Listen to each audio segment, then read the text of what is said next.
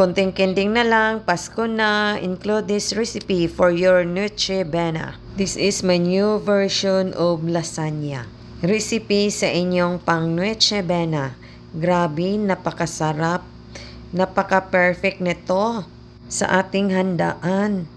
Ginisa ko lang yung bawang kasi okay na yung ground beef at sinunod ko na yung sibuyas. Igisa-gisa lang natin mga mamshi. Then sa part nito lalagyan natin ng salt, pepper, then garlic powder to enhance the aroma. Napagkabango na mga mamshi.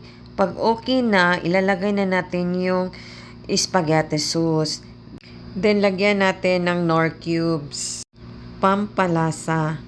Then lagyan natin ng konting sugar to neutralize the taste para naman balance the sweetness and sour.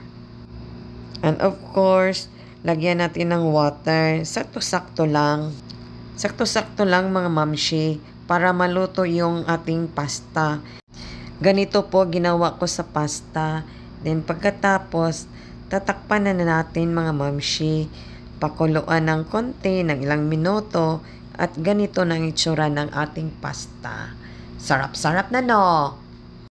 So this time, titikman na natin. Oh, this is it. Napakasarap. Matakaw ako nito. Para sa white sauce, mga mamshi, ay gagamit ako ng butter.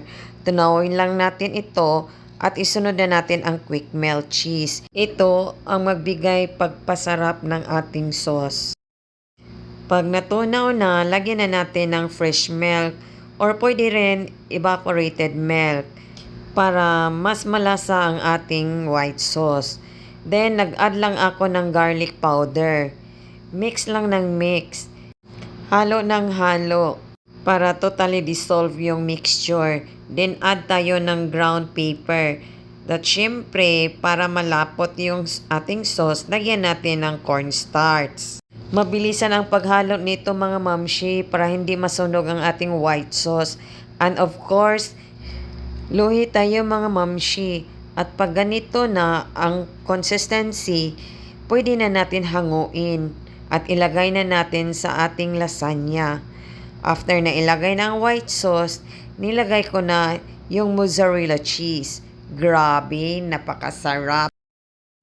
Very salivating na guys. Then lagyan natin ng parsley para mas masarap. Diba? Tingnan nyo guys, sa takpan lang natin. Oh, wow! Sarap-sarap naman ito. Ito na ang lasagna na ginawa ko, mga mamshi. Comment down below kung anong kulang or any recommendation. Pero para sa akin, yummy-yummy na to. This is it. Sarap, sarap, sarap.